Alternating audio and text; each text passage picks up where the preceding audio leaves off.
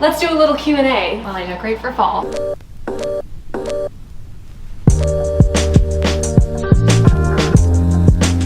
Before I make it too far out of this area right here, I figured it's only appropriate to do a changing of the guards. It's time for the fall wreath. Do I have a different wreath for every season? Yes. Am I my mother's daughter? Also yes.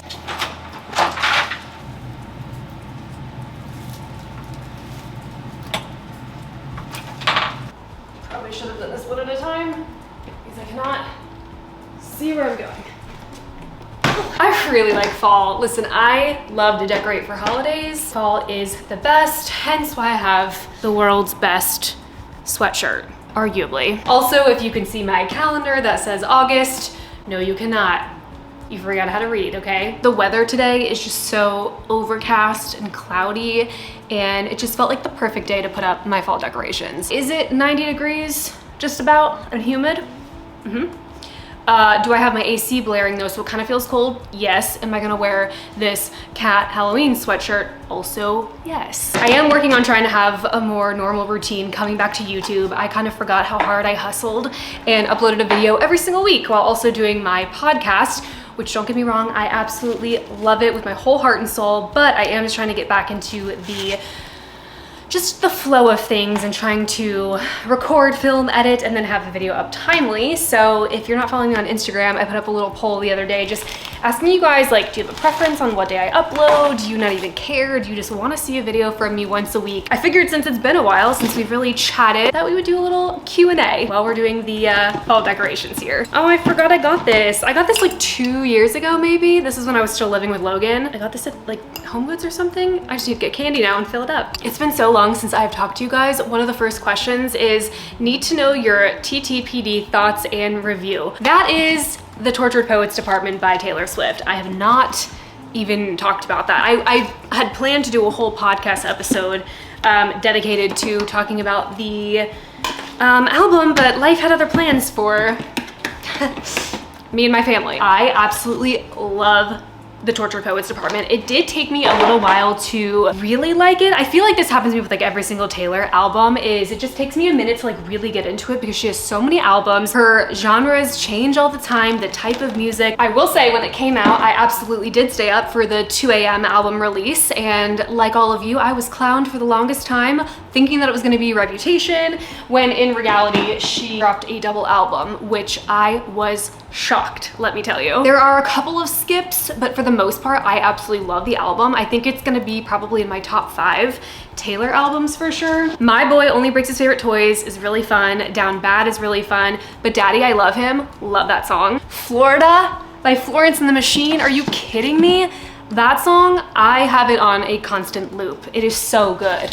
Florida, it's one hell of a drug. Guilty as Sin. Guilty as Sin. I had a visceral reaction the first time. Not the first time. The first time I heard the music, I didn't really process it because there was a lot happening in my life. But as I got to listen to it more, ooh, that right there, that song gonna do something to me right there. That is a song.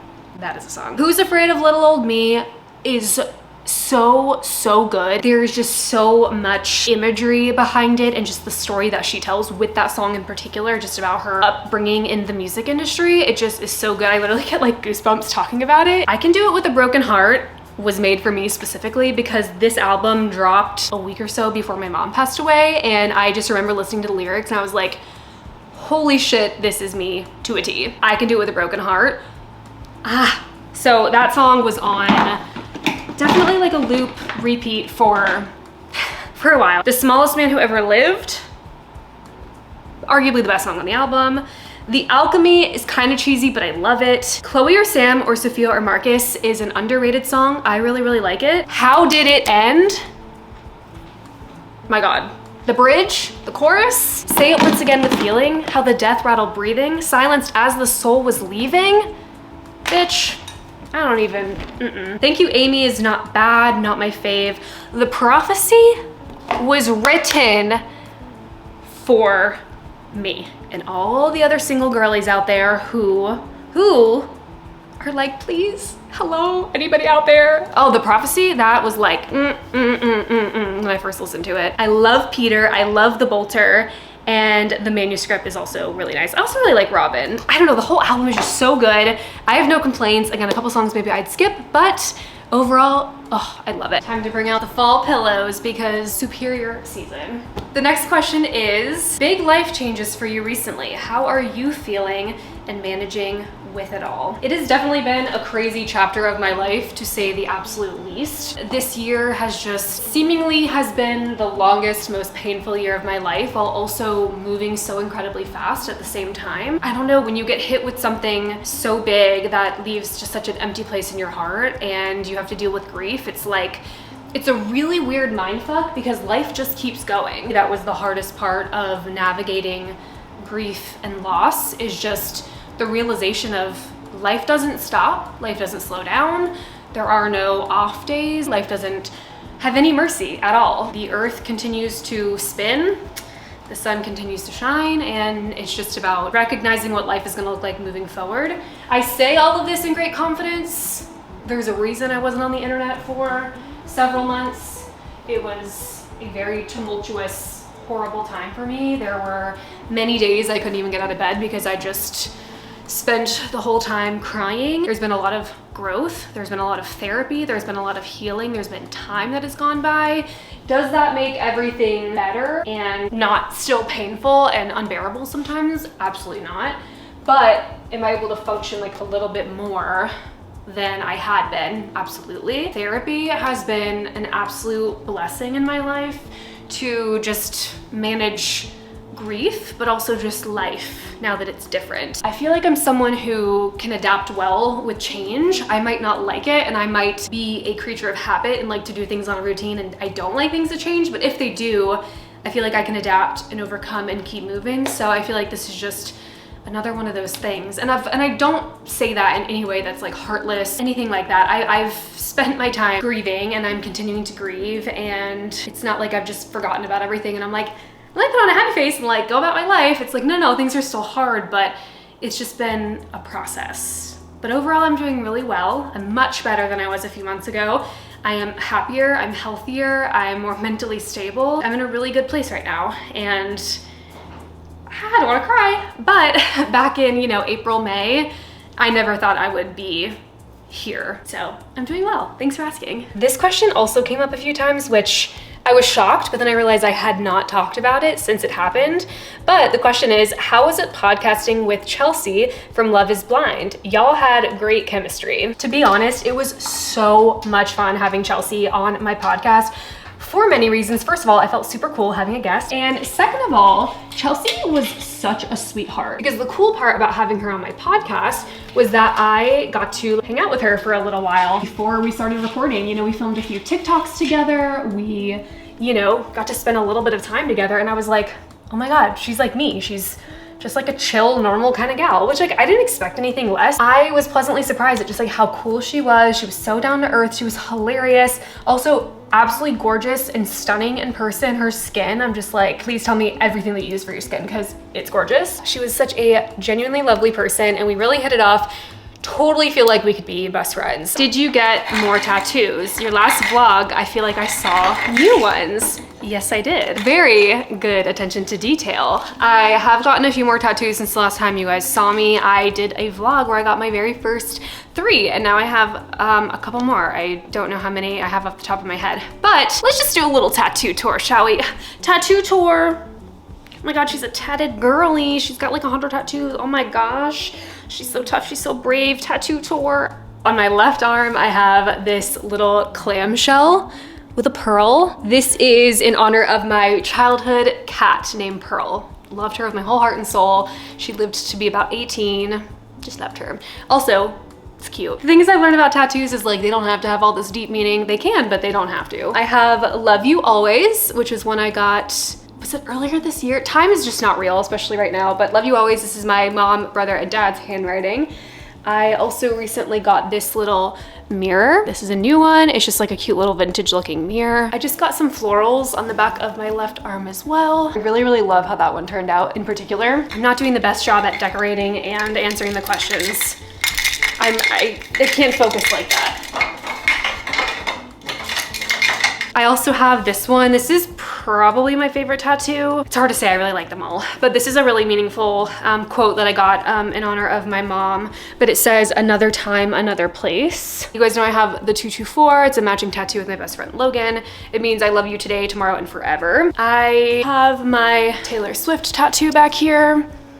The little hand heart. This one's not new. I've had this one for a while. Love my Taylor tattoo. This one is new. Sorry, the lighting is so ridiculous. It is a hummingbird and a little daffodil. I just really thought it was really cute, but also hummingbirds were really big in my family. My mom and my grandpa both had like an obsession with hummingbirds. My grandpa, he had like a little hummingbird trinket on like his antenna of his van, which I loved so much. And then my mom also always had hummingbird feeders at the house and always attracted them to the house. So I just really love that. And last but not least is this one right here. This is a window on the front door of my childhood home. It's that like half circle shape, kind of looks like a sun. And I decided just to get a little bit of ivy underneath it. I am very nostalgic of my childhood home. My dad still lives there and it just makes me really happy, and it's just the place where I grew up and I love that home so much, and I just wanted to get a little something sentimental to reflect my love for that home. It's been the same door the whole 20 something years that house existed, and I've always just been like really fond of that window in particular, so I wanted to get that. And I think that's everything. I think those are all my tattoos. Next question is, what is something you are looking forward to next year? Oh my gosh, I don't even know. I don't know. My life perspective has just changed on everything. I hope that I'm happy, healthy, and well, and I hope the people that I love are the same. I hope opportunities arise. I hope I get to travel and do fun things, and more doors just continue to open for me in terms of like my career, but also like I hope things happen for me in terms of content creation and YouTube and making videos, because that's what makes me really happy and passionate. And I just kind of am riding the wave at this point. I feel like just everything that's happened recently, I just am like appreciative of every moment as it comes. And I'll probably still maybe do a mood board for the next year because I love to do those, but right now I haven't even thought about 2025 yet. I still am just like processing that we're past the halfway point of 2024. Are you currently dating or on the apps? Any guys in your life? What are your fall must-dos? I would say, first of all, decorate for fall. Make your apartment or your space cozy, even if it's like your little dorm room in college, your office at work. Get yourself a little crocheted pumpkin, all right? Get yourself a little miniature ghost and just have a blast. Target dollar section, dollar store. Next, I would say definitely pumpkin carving, or at least getting yourself a cute pumpkin and just putting it on your doorstep, wherever you want to put it. I would also say a fall must-do is to just like elevate your wardrobe a little bit. That's the best part about fall and winter. Again, it depends where you live and how cold it gets and yada yada, but I love getting some fall clothes, whether it's a new sweater, some new boots, really just pop off for the fall season. Oh, if you have the opportunity to like have a bonfire, go to a bonfire, love that. I did so many bonfires, I feel like, as a kid and like growing up. I think just like generally baking, right? You've got to make like a big pot of chili, or maybe you bake some like pumpkin bread, or you make like pumpkin muffins or something. That would be a must-do. Is definitely some baking with some pumpkin-esque things. This question is, how do you feel about your current weight? Are you still on some kind of health journey? Interesting question. Kind of a bold question, if I want to be honest. I mean, it is what it is. I've talked about my weight and I've talked about my lifestyle choices and food and workouts and things on this channel, so I guess it's not a totally out there question. As of right now, I'm in a really good place. It has been, again, one hell of a year, and I've gotten professional help. I've been on a very specific routine and regimen that I'm actually in a really, really good place mentally, physically, and from like a health perspective. My body is finally starting to feel somewhat normal. I have no idea if I've even talked about it or if I've mentioned it, and if I haven't, you know, I will get into more detail at a later time, but I did get diagnosed with PCOS earlier this year, and I did kind of have a suspicion for a long time just with how irregular my cycles were, just how easy it was for me to gain weight. There's a lot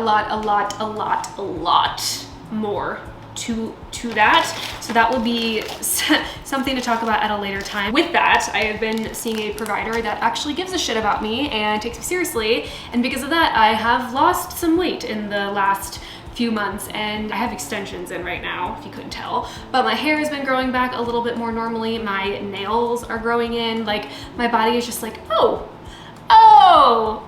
okay. I'm so happy we can have some normalcy. I'm so glad our hormones are normalizing and things are just kind of like flowing very nicely. So if you want to consider that as like a health journey, then sure, I am on a health journey. I think in life, I will always be on some kind of health journey because I want to make sure I do take care of myself and be kind to my body. There's been many times in my life before where I have not been so kind to my body or to myself. So the least I can do is try to take care of myself when I can and while I'm able. So I think for that reason, yeah, I'll probably always be on a health journey of some sort. I just have learned to not do any kind of extremes, right? No extreme dieting, no extreme workout routines, like just taking care of myself in a way that makes sense without going crazy. I can't even lie, I love this next question so much that I just like have to read it. But it says, do you want to do any long or short-term travel in the future? And then it says, possible to Australia, we would love to have you. The whole country of Australia would love to have me? Little old me? No, that's super ridiculously cool. The fact that I first of all have viewers that are outside of the United States, which I did know that, but it's always like, whoa, there are people in other countries that like hang out with me on my YouTube channel, which is so amazing. So shout out to all the international girlies out there who are watching. Love you so much. Appreciate you. I would absolutely love to go to Australia. There are a lot of states just within America that I would like to go to that I have yet to travel to. There are so many places on my list of travels that I want to see that is outside of the US. I just want to see so much more. So I would absolutely love to go to Australia. If I can come visit you, let me know if I can stay at your house. I'm kind of scared of the spiders and the venomous things out there, but otherwise Australia looks great. This question is, what are you most excited to get back to with your YouTube/lifestyle channel? Love you. Love you too, Queen, thank you. I think just the general idea of being here and being back. YouTube started out just for me to like make fun videos and like get my creative juices flowing, and now it has become not only like a job, but a passion. And it's just so fun for me to have that creative outlet to edit, to film, to record, to brainstorm, to create ideas, to create visuals, to making things that are really fun and also entertaining. I think not only just being back and having this space again and being able to reconnect with all of you and just hang out with all of you and just continue to have this really great community of happiness and self-love and just good vibes, but I'm just ready to be creative again. There was a lot of time earlier this year where I had just nothing creative or nice or good to say or do. So the fact that I have the feeling again of wanting to create is, I think, what I'm most excited for. This next question is, what makes you the happiest in life right now? Sending you so much love and happiness always.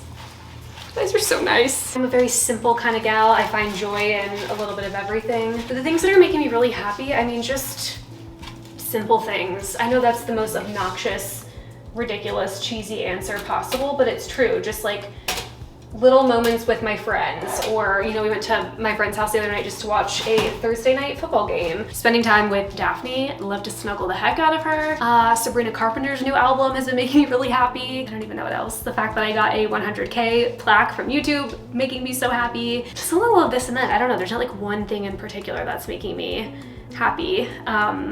Well, watching the Broski Report with Brittany Broski always brings me happiness. Love to do that. I've been watching her for so long. Oh, also, Nerds gummy clusters makes me very happy. Love those. Oh, and how can I forget? It's time to change out the phone case because I love a good fall phone case. This is not sponsored, but the Casetify cases truly are some of the best cases that exist. I have dropped my phone so many times, it's not even funny, and she still looks great. Gotta have a phone case to match the season.